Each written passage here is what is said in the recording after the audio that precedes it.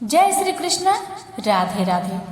प्यारे भक्तगणों, आज है जया एकादशी और आज एकादशी व्रत के शुभ अवसर पर मैं आप सभी को सुनाने जा रही हूँ राधा रानी द्वारा पूजित माँ तुलसी की पावन कथा। एक बार राधा रानी जी सखी से बोली, सखी तुम श्री कृष्ण की प्रसन्नता के लिए किसी देवता की ऐसा पूजा बताओ जो परम सौभाग्यवर्धक हो।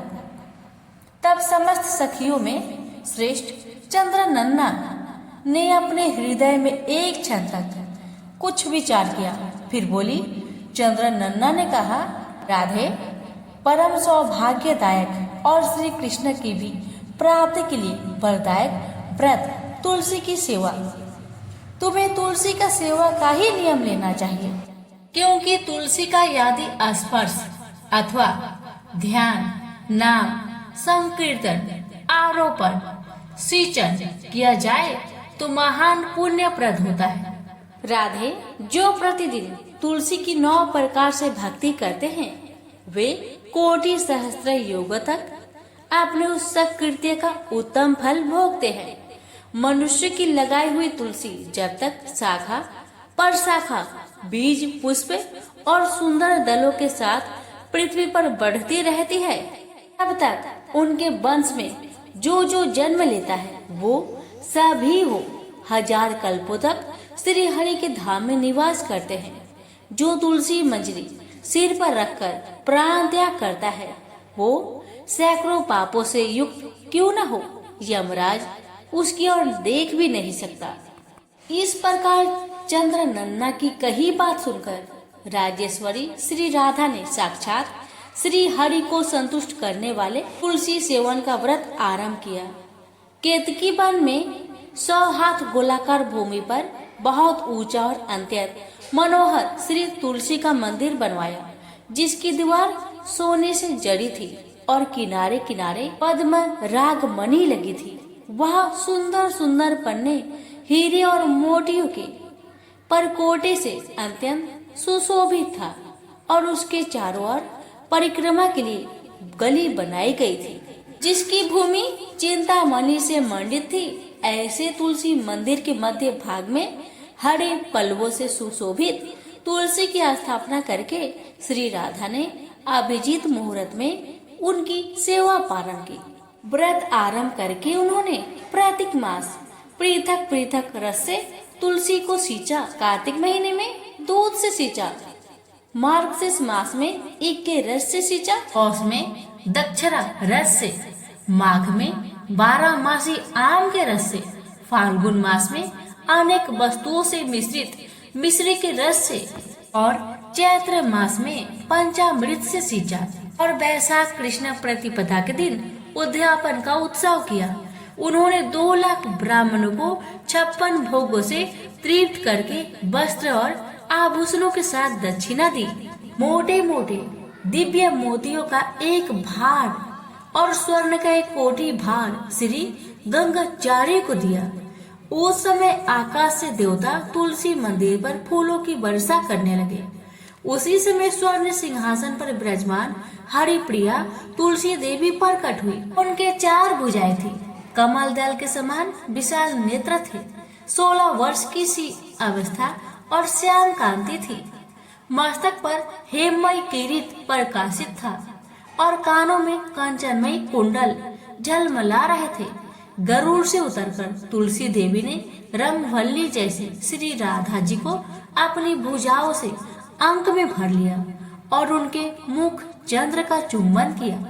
तुलसी बोली, कलावती राधे, मैं तुम्हारी भक्ति से प्रसन्न हूँ। यहाँ इंद्रिय, मन, बुद्धि और चित्त द्वारा जो जो मनोरथ तुमने किया है वह सब तुम्हारे सम्मुख सफल हो। इस प्रकार हरिप्रिया तुलसी को प्रणाम करके वृषभानु नंदिनी राधा ने उनसे कहा, देवी, गोविंद के युगल चरणों में मेरी अहेतु की भक्ति बनी रहे। तब तथास्तु कहकर हरिप्रिया अंतर्ध्यान हो गई। इस प्रकार पृथ्वी पर जो मनुष्य श्री राधा जी के इस विचित्र उपाख्यान को सुनता है वह भगवान को पाकर कृत्य कृत्य हो जाता है। प्रेम से बोलिए तुलसी माता की जय।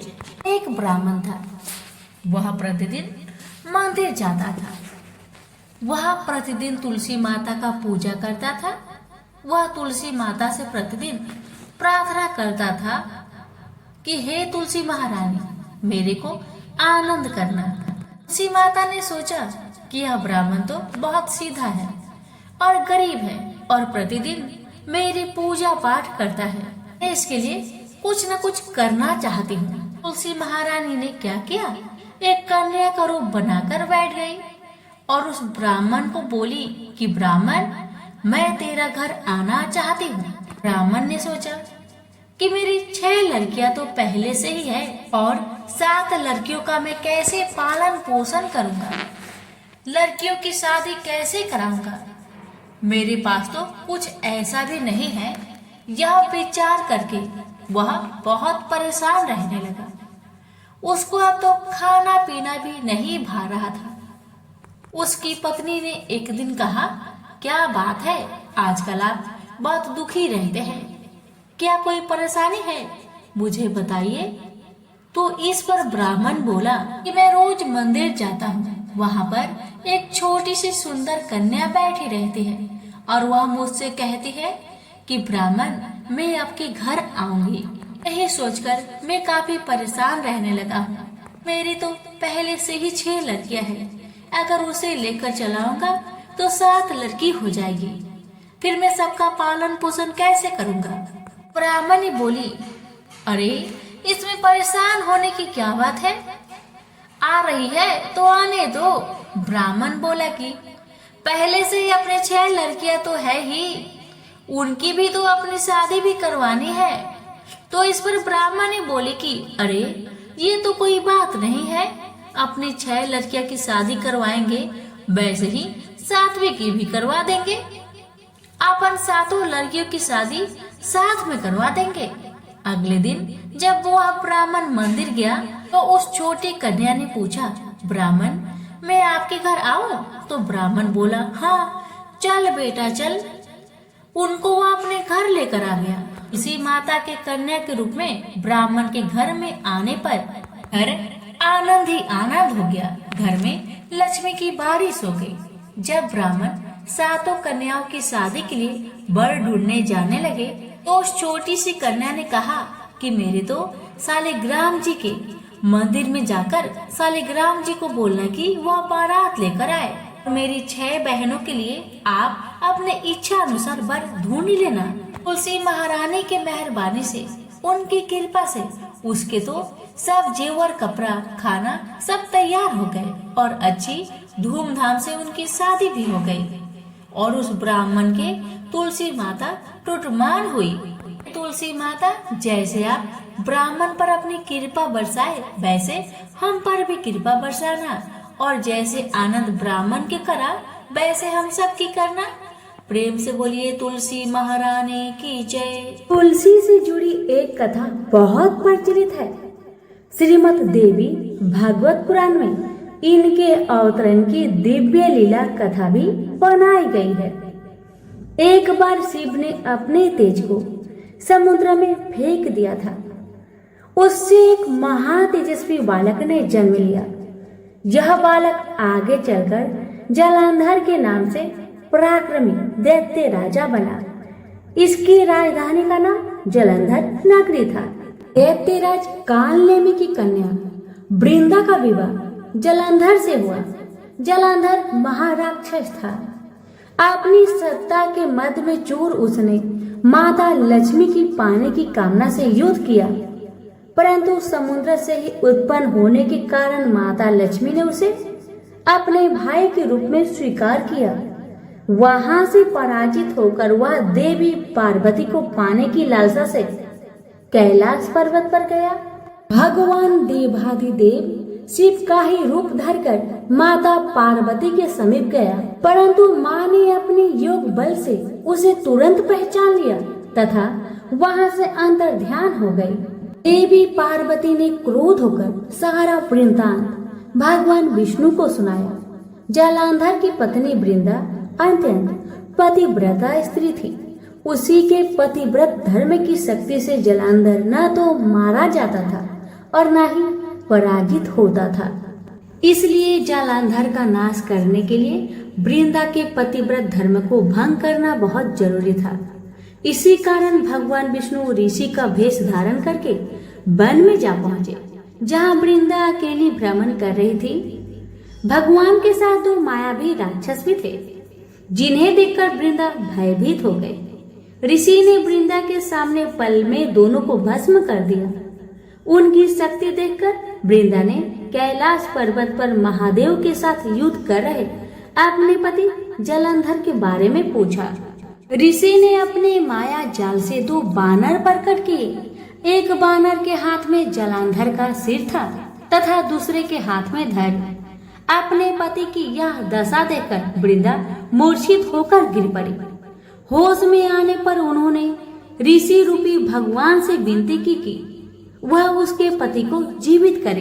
भगवान ने अपनी माया से पुनः जालंधर का सिर धड़ से जोड़ दिया, परंतु स्वयं भी वह उसी शरीर में प्रवेश कर गए। वृंदा को इस छल का जरा भी आभास न हुआ। जालंधर बने भगवान के साथ वृंदा पतिव्रता का व्यवहार करने लगी, जिससे उसका अस्तित्व भंग हो गया। ऐसा होते ही वृंदा का पति जालंधर युद्ध में हार गया। इसी सारे लीला का जब वृंदा को पता चला तो उसने क्रोध होकर भगवान विष्णु को शीला होने का श्राप दे दिया तथा स्वयं सती हो गई। जहाँ वृंदा भस्म हुई वहाँ तुलसी का पौधा उगा। भगवान विष्णु ने वृंदा से कहा, हे वृंदा, तुम अपने अस्तित्व के कारण मुझे लक्ष्मी से भी अधिक प्रिय हो गई हो। अब तुम तुलसी के रूप में सदा मेरे साथ रहोगी। जो मनुष्य भी मेरे शालिग्राम रूप के साथ तुलसी का विवाह करेगा उसे इस लोक और परलोक में विपुल यश प्राप्त होगा। जिस घर में तुलसी होती है वहाँ यम के दूत भी असमय नहीं जा सकते। गंगा व नर्मदा के जल में स्नान तथा तुलसी का पूजन बराबर माना जाता है। चाहे मनुष्य कितना भी पापी क्यों न हो, मृत्यु के समय जिसके प्राण मंजरी रहित तुलसी और गंगा जल मुख में रखकर निकल जाते हैं, वह पापों से मुक्त होकर वैकुंठ धाम को प्राप्त होता है। जो मनुष्य तुलसी व आंवलों की छाया में अपने पितरों का श्राद्ध करता है, उसके पितर मोक्ष को प्राप्त हो जाते हैं। उसी दैत्य जालंधर की यह भूमि जालंधर नाम से विख्यात है। सती वृंदा का मंदिर मोहल्ला कोट किशनचंद में स्थित है।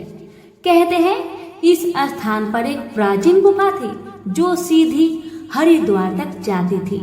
सच्चे मन से 40 दिन तक सती वृंदा देवी के मंदिर में पूजा करने से सभी मनोरथ पूर्ण होते हैं। तो प्रेम से बोलिए तुलसी मैया की जय। सुनिए तुलसी मैया की आरती।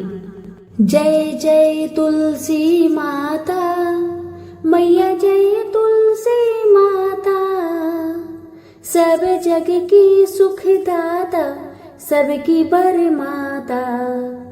जय तुलसी माता, सब योगों से ऊपर, सब रोगों से ऊपर, रज से रच करके सबकी भव त्राता। जय तुलसी माता। बटु पुत्री है श्यामा, सुरवल्ली है ग्रामैया, विष्णु प्रिया जो नर तुमको सेवे, सो नर तर जाता। जय तुलसी माता। हरि के शीस विराजत, त्रिभुवन से हो बंदित, पतित जनों की तरनी तुम हो विख्याता। जय तुलसी माता। लेकर जन्म विजन में आए दिव्य भवन में, मानव लोग तुम्ही से सुख संपत्ति पाता। जय तुलसी माता। हरि को तुम अति प्यारी, श्याम बरन सुकुमारी, प्रेमा जब है उन्हें का तुमसे कैसा नाता। हमारी विपद हरो तुम, कृपा करो माता।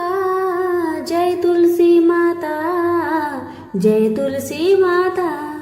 जय तुलसी माता मैया, जय तुलसी माता, सब जग की सुखदाता, सबकी बरमाता। जय तुलसी माता मैया, जय तुलसी माता। प्रेम से बोलिए तुलसी मैया की जय। वीडियो को लाइक शेयर करना ना भूले। धन्यवाद।